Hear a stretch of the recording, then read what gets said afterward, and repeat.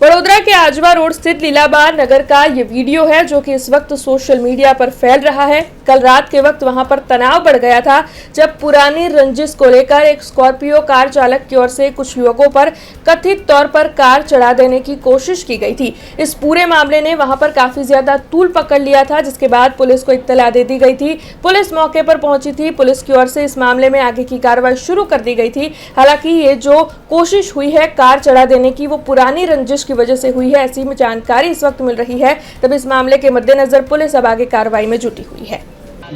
Bapod police station શું કારણ આવ્યા છો?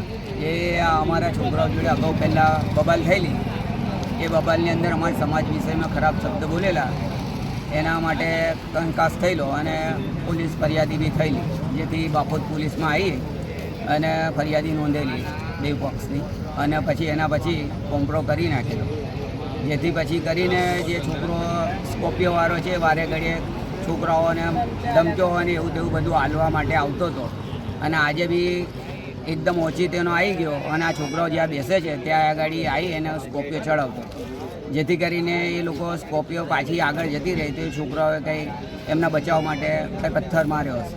हमसे जुड़े रहने के लिए हमारे YouTube चैनल को सब्सक्राइब करें और नई वीडियो की नोटिफिकेशन के लिए बेल आइकॉन को दबाएं।